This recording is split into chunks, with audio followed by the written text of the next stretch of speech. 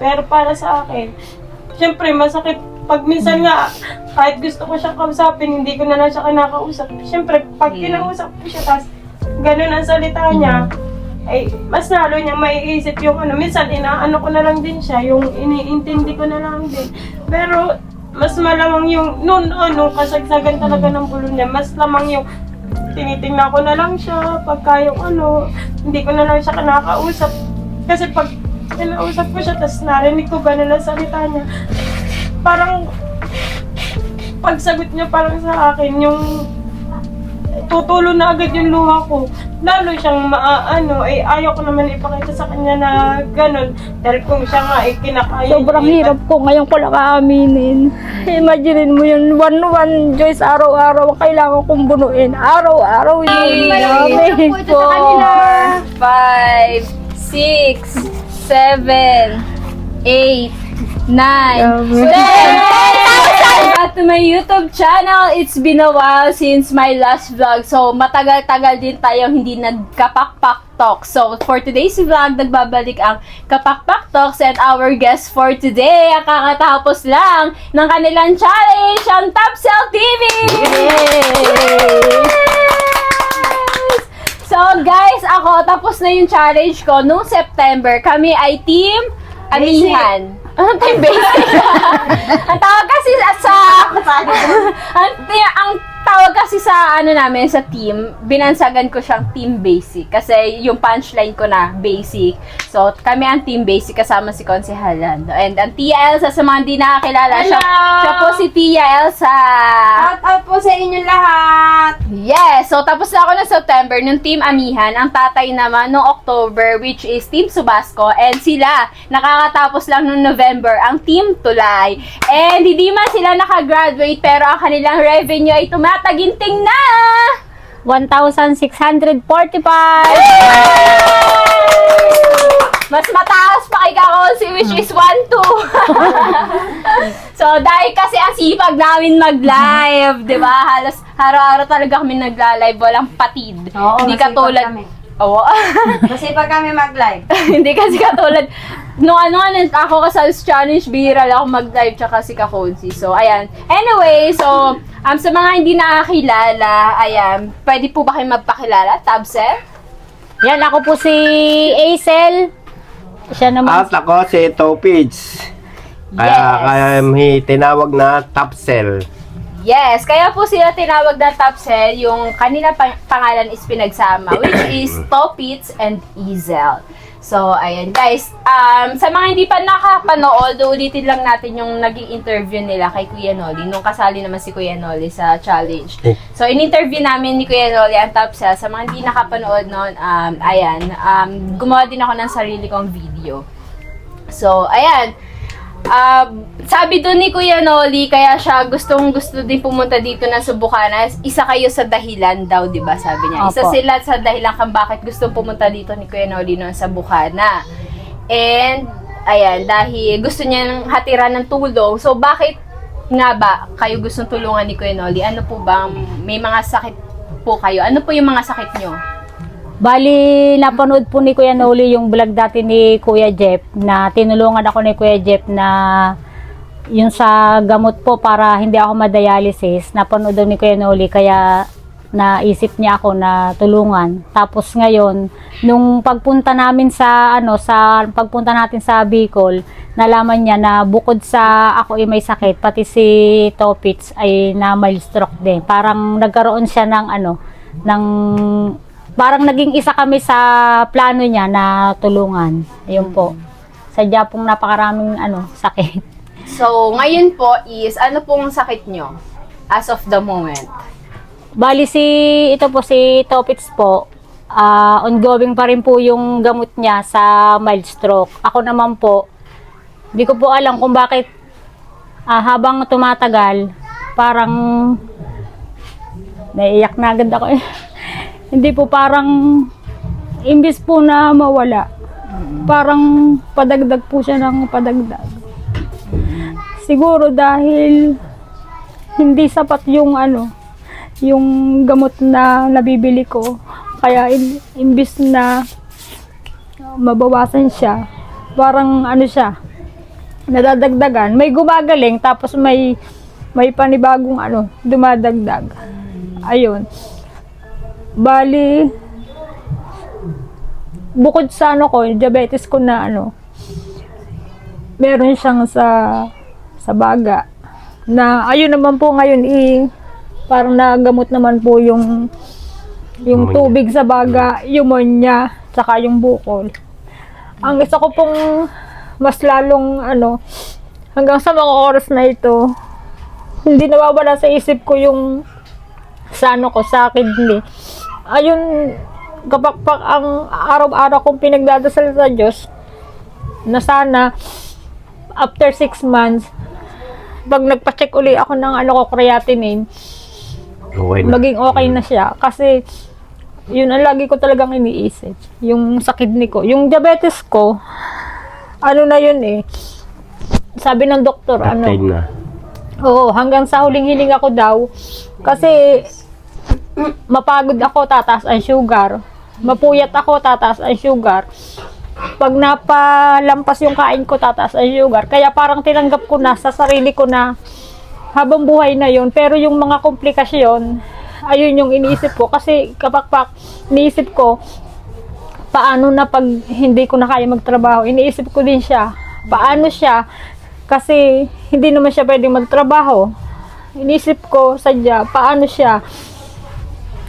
Basta yun, yung nakikita nyo na ko, masaya. Pero sobrang yung kalooban ko, tsaka yung puso, yung isip ko, sadyang umiiyak ako lagi na hindi ko na lang pinapakita. Lagi akong humihingi ng tulong kay God na palakasin pa niya ako, patatagin pa.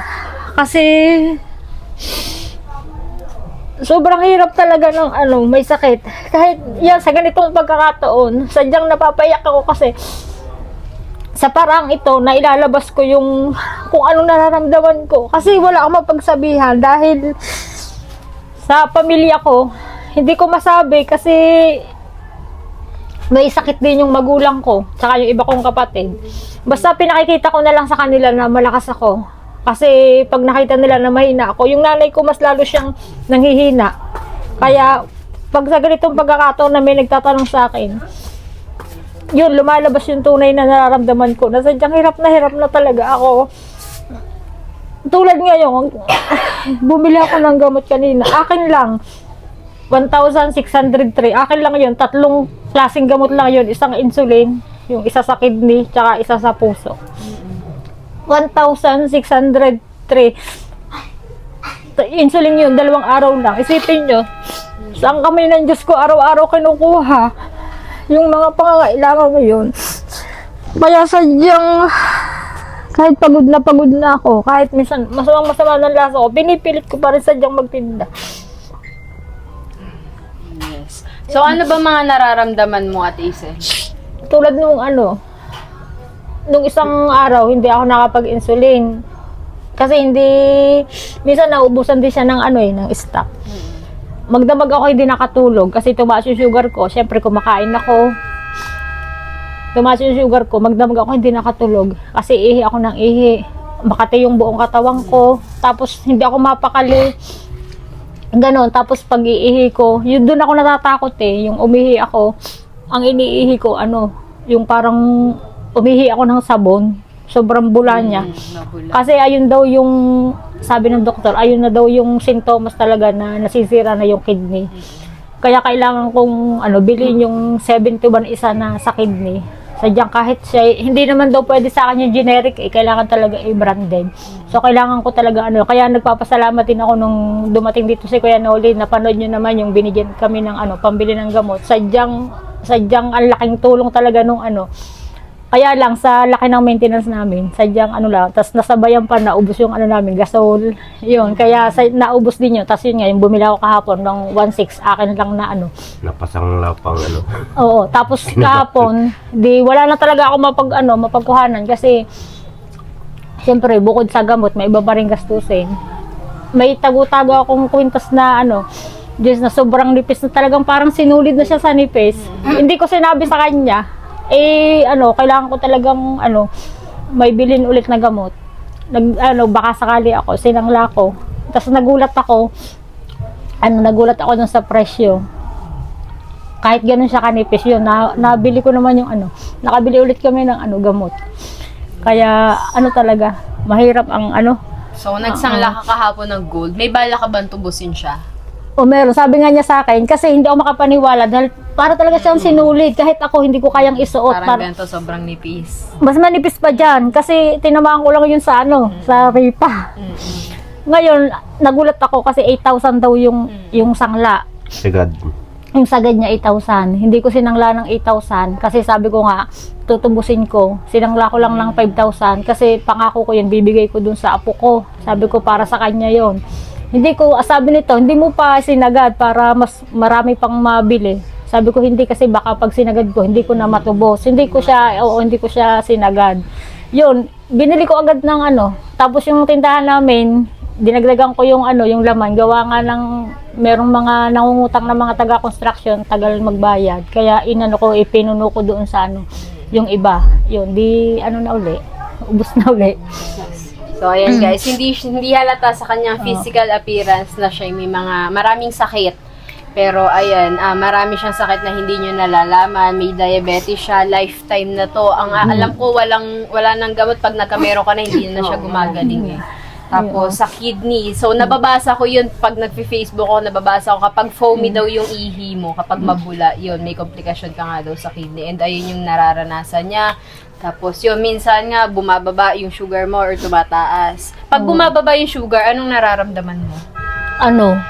Yung sobrang katal ng buong katawan ko, tapos basang-basa ako ng pawis pero lamig ang buong katawan mo, tapos parang magdidilim na yung paningin mo. Kaya mahirap ding mahirap din na taas baba.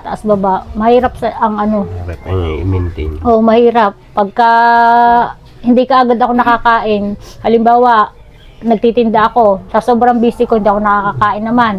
Yung gano'n naman yung nangyayari sa akin. Bababa naman siya. Kasi nagturok ako ng insulin. Kasi pag hindi ako nagturok, mahina ako. Tapos nakalimutan kong, after 15 minutes, nakalimutan kong kumain. Sa sobrang busy. Babagsak naman siya. Parang mawawalan ako ng malay. Kaya mahirap talaga siya. Pag kumain ka na tataas. Pag naman hindi ka kumain, bababa. Babagsak naman siya. Parang hindi mo na alam kung saan mo ilalagay yung sarili mo. So, ang Kuya Pitot naman is na mild stroke. Year 2000 nangyari? 23. April 2023. Kasagsagan din yun ng summer, sobrang init no? So, anong naramdaman mo nung time na yun? Paano mo nasabing ikaw ay na mild stroke? Nagpa-check up ka ba agad? Hindi. Naramdaman ko na tabing ang uso ko. Bago nautal ako,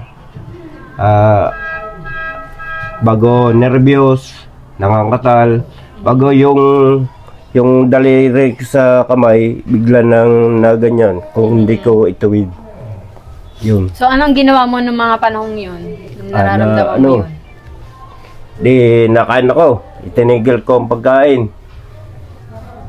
Hindi pa alam nito nang nagkaganyan ako. Wala, naligo ko para bumabang dugo. Tinigil ko ang pagkain. Inom ako ng tubig. Yun ang ginawa ko. Kaya lang siguro ay hindi kayang hindi kayang talagang yung ma-resolve ko yung pagka mild stroke ko na, hindi na makuha. Paano mo siya sinabi sa Ate Sel? Paano mo nalaman na mild stroke ang Kuya Pitot?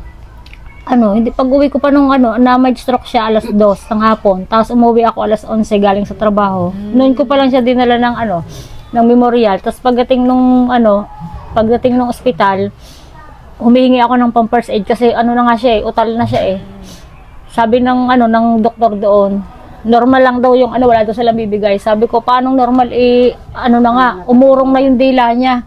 Sabi ko, paano sasabihin yung normal? Dilipat ko siya sa sa OSNA. Pagdating ng OSNA, napagalitan ako ng usna kasi pinainom ko siya ng losartan. Sabi ko, pasensya na po kayo kasi hindi ko na maintindihan kung anong gagawin ko. Baka matuluyan siya ma-stroke. Pinainom ko ng ng pampababa ng Di pinagalitan ako. Humingi nila ako ng pasensya. Tapos sabi nila, pero wala rin silang binigay na gamot kasi 1 linggo daw na titingnan muna, monitor kung talagang mataas ang dugo niya, kung kinabukasan bababa. Ayun, naghintay pa kami ng 1 linggo. Pagdating ng 1 linggo, saka pa sinabi na CT scan. Yun.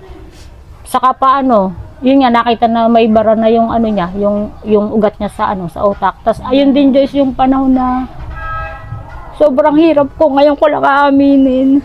Imagine mo yun, 1-1, Joyce, araw-araw kailangan kong bunuin. Araw-araw yun.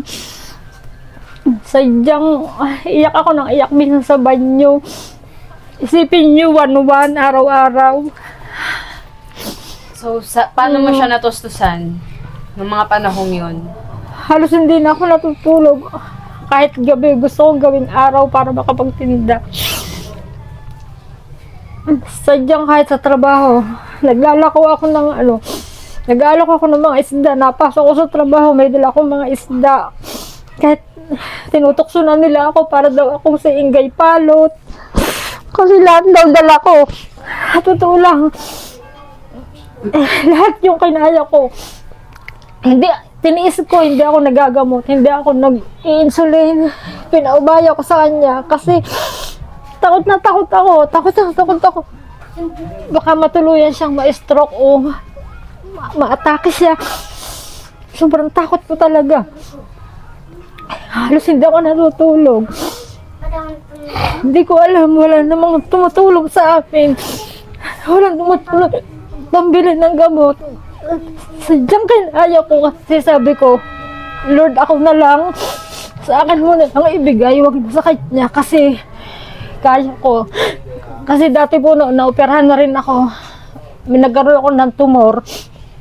Tapos yung atay ko, hinati nila. Inalis yung ovary ko. Lahat yung kinaya ko. Pero yung sa kanya, nung nabal-stroke siya, sadyang hiningi ko kay Lord, Lord, akin na lang. Sadyang sobrang hirap. Imagine nyo yung 1-1 sa isang kagaya namin. Ako nagpapasalamat talaga kasi hindi ko alam paano nalampasan kasi nawala siya sa sarili niya. Ultimo 1+1, hindi niya alam i-plus. Kahit ako hindi niya kinakausap, may bumibisita, lumalabas siya. Pero yun sa tulong ni Lord, binigyan niya kami ng kalakasan pa. Tapos ako, sadyang hindi niya pinahina.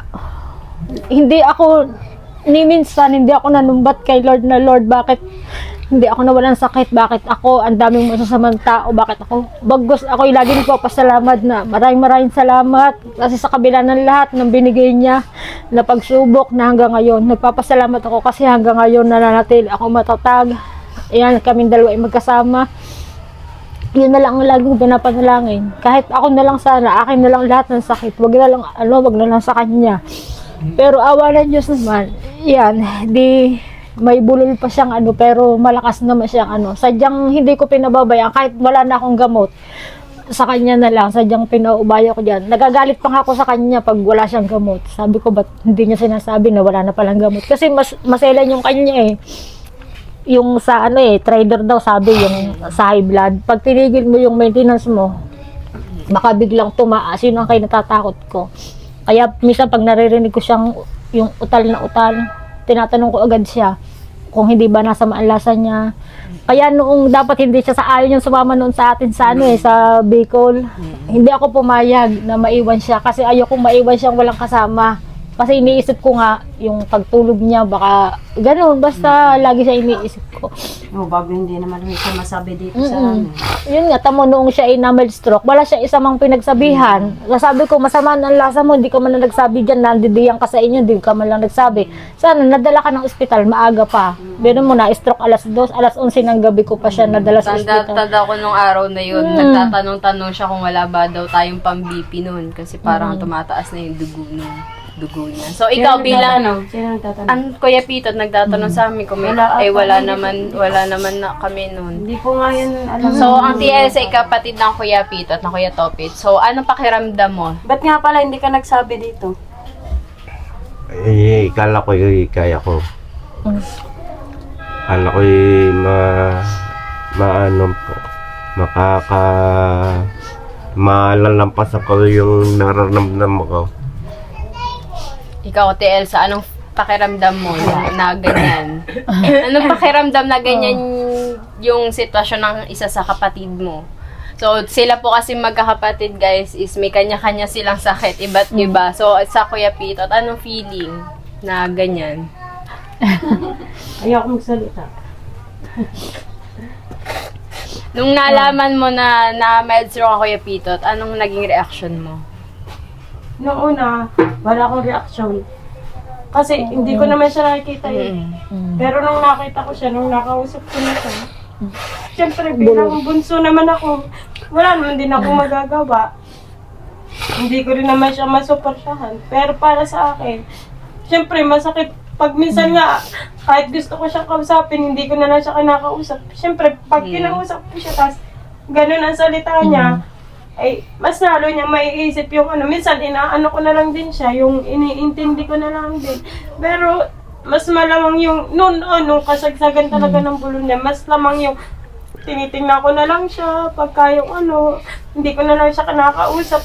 Kasi pag kinausap ko siya, tas narinig ko ganun ang salita niya, parang pagsagot niya parang sa akin, yung tutulo na agad yung luha ko.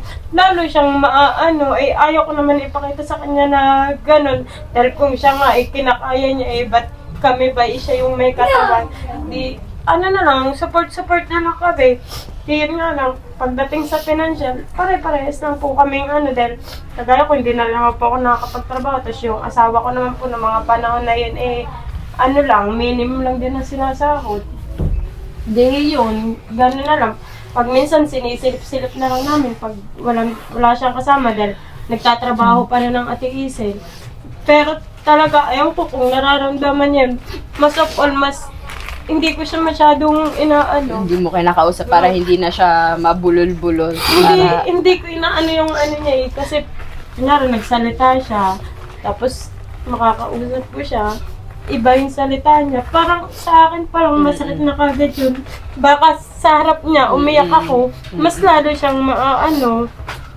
Kaya pasalamat na lang din ako kasi ngayon, ayan, na-handle niya naman ng maganda yung ano, sakit niya. Ngayon, pinagtatawalan na lang natin yung bulol Oo, niya. ngayon pinagkatawanan na lang. Pero hindi naman namin siya pinagtatawanan. Oo, hindi tawang Oo. nagtatawa tayo dahil hindi, parang nagiging ano na lang din. Pero na, ano lang. Oo. Doon nga ako, Na lang din sa kanya yun. doon nga ako naiyak sa sa vlog na yun ni Kuya Noli. Sabi ko ako nag-interview ako pa yung mas naunang umiyak kasi nung sinabi ko na nung narinig ko siyang ganyan na siya magsalita na bulol-bulol. So, doon ako nasaktan. Doon ko sinabi na nasaktan ako nung narinig ko na siyang ganyan magsalita.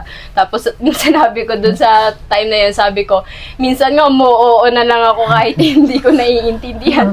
Nung pinanood daw nung sabi na Kuya Pitot, pagkatapos sabi niya, ano sabi niya? Plastika ka, pakpak, plastika. Hindi mo pala ako naiintindihan na, oo ka. Tsaka lalo na nung una na ano, yung hindi niya maigalaw yung Hinihilot, isang ganito yun, na- hinihilot lagi ni Elsa paggabi. Oo, Ano, pagka paggabi? yung talagang minamasahe ko yung ganito niya pagka yung, kasi Wala to talaga. namamanhid nga Wala. daw, hindi niya talaga maigalaw. Kaya nga nung nakita ko siya na ano yun, sabi ko buti na lang. Sa dami-dami na nakita ko na stroke, pasalamat ako kasi sa kanya, ganyan lang yung nangyari. Kahit Kaya, bulol siya, naiintindihan namin. Tsaka yung importante, malakas siya. Yung katawan niya, ganyan man, pero hindi masyadong naapektuhan yung katawan niya. Hindi kagaya nung iba na talagang hindi mo na... balda, ano, yung, hindi balda yun. So, abangan nyo next vlog, guys. Ang Tia Elsa naman yung interviewin ko. About sa kanya. Malala din naman dito yung pinagdaanan. So, kamusta naman yung nararamdaman nyo na ngayon? Paanong Kamusta yung hindi naman ba katulad na dati na sobrang hirap na hirap kayo? Yung mga, yung mga nararamdaman nyo physically, di ba masakit yung, anong nagiging epekto sa inyo ngayon? Mas magaan na ba ngayon? Or ganun pa din? Ano, sakit o yung ano? Yung sakit, mismong sakit. Yung sakit. Ikaw, ano bang nararamdaman mo? Ayun nga lang, yung salita ko ang may dependency na. Pero ang katawan ko, okay na.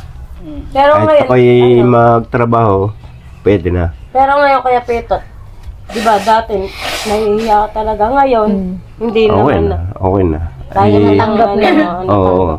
Tsaka Ano maganda doon, no? tsaka yung pagka sa ibang tao, okay nang kahit mabagal lang salita ko, Hindi ka na nahihiya.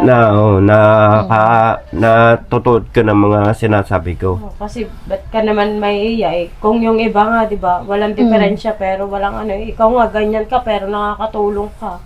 Kasi pag naman tsaka maano siya, madiskarte. Kahit pa paano, nakakaano ka.